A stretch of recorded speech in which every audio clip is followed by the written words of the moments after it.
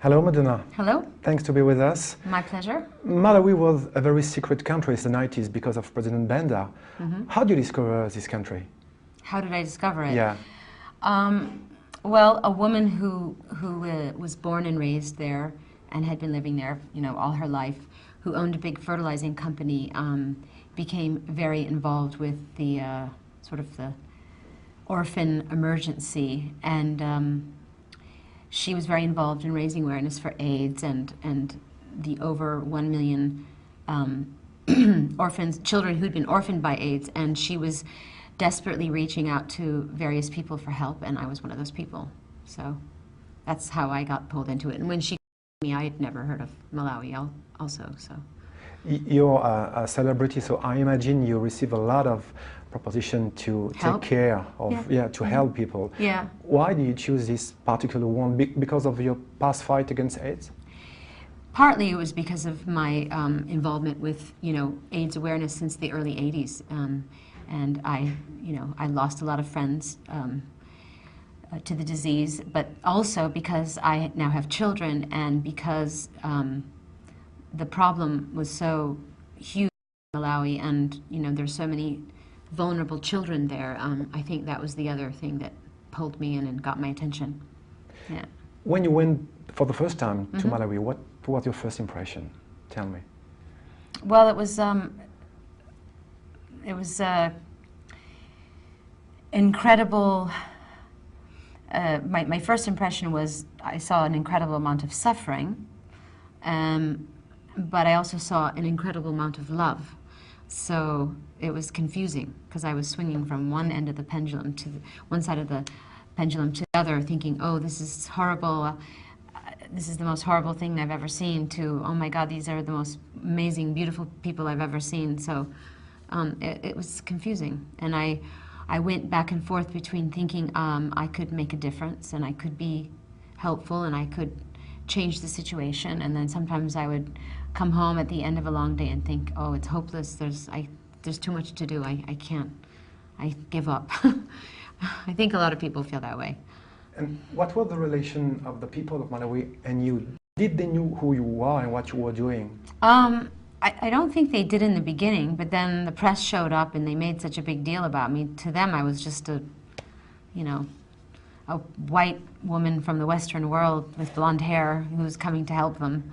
And they were a little bit suspicious, and as they are of all outsiders, until the thing about a lot of developing countries is people don't want, so many people show up to help and then they leave and they never come back. And so there's a lot of wariness and suspicion, and people don't want to make themselves vulnerable to you or open to you because they don't know if you really mean to help them or stay around, or you mean it for the long run. So I think in the beginning it was a little bit of wariness and suspicion, but not knowing who I was.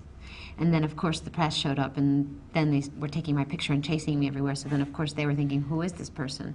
And then they figured it out, but I would have preferred to remain anonymous. You say that children of Malawi made you learn more about yourself and humanity than anything else in your life. Can you tell me more about that? Because the situation there is so extreme. When you see a lot of extreme suffering, you just, first of all, you have to put your own life in perspective and think, oh my God, I have nothing to complain about. But the other thing is, when you see people who have so little, who don't have food, who don't have homes, who don't have a roof over their head, who don't have parents, and yet you see they're still capable of smiling and experiencing happiness and joy, it also gives you an appreciation for life. So I think those two extremes are kind of a wake-up call to help you examine your own life and put things in perspective in a way that nothing else could. At what moment did you decide to produce a documentary and to give your voice to that movie? Well, I decided I wanted to make a film as soon as I went there. Actually, before I went there. But then when I went there, I was 100% sure. As far as being the narrator and having such an intimate, personal point of view in the film, it took me a while to come to that conclusion, because at first I wasn't sure that I should be in it or it should be my voice. But I did a version of the film where I tried to remain distant from the movie, and I narrated it, but not really talking about my own personal experiences. And I showed a rough cut of it to Michael Moore, and he said that it would help the audience understand better if I took them on the journey that I went on personally. So then I changed it and made it more intimate. You're, of course, very implicated in that cause. Is it for you a way to give back something, because life and work give you so much? Yes, I mean, it's one of the many ways I want to give back and intend to give back. I've been incredibly blessed all my life with the, you know, the opportunities to express myself artistically for over 25 years, and I have an incredible family and a great circle of friends, and you know, especially now when, you know, the whole world is in this crazy economic crisis and recession and depression, and, you know, I feel very lucky, and I feel like it's the least I can do. You were talking about the economic crisis. Mm-hmm. Are you afraid that that particular crisis could be bad for that cause? I mean, that money... I think for all charitable causes, I think when people are going through economic crises, the first thing they do is stop being charitable, and all philanthropic enterprises suffer immeasurably. So it's not just my foundation, but I'm going to keep it going, so whatever happens. Are you waiting something special of President Obama for Africa in general? Because I think President Obama has his hands full with America right now, but, you know, I think when, you know, unfortunately, he's come in at a very tricky time. So once he fixes that situation, or starts to fix that situation, he can start thinking about Africa and the Middle East and lots of other things that need to be thought about. It's always the case when a celebrity takes care of something. Mm-hmm. It was the case for Marlon Brando or for George Clooney with Darfur. There's always someone with to who? be... For Darfur? George Clooney. George Clooney. Oh, yeah. Okay. There's always someone to be suspicious. Oh, well, that's their it. problem. Yeah. Uh-huh. Is it not touching you? No. No, you're not angry about There's it? always someone suspicious about everything. All the time. People, you know, yeah, but you can't waste your time worrying about that, right? Mm-hmm. Otherwise you wouldn't get anything done. Mm-hmm. When you say that that experience changed your life, mm-hmm. How much that changed your life? In what way? But you already asked me that question. I said it made me feel more appreciative for what mm-hmm. I had, and made me feel ashamed for feeling like I had anything to complain about, or, I mean, yeah, both of those things, gratitude and appreciation. You mean more than producing a movie, because you adopt a child mm-hmm. in Malawi. It was, the word is not good, but it was logical for you to go further than just a movie?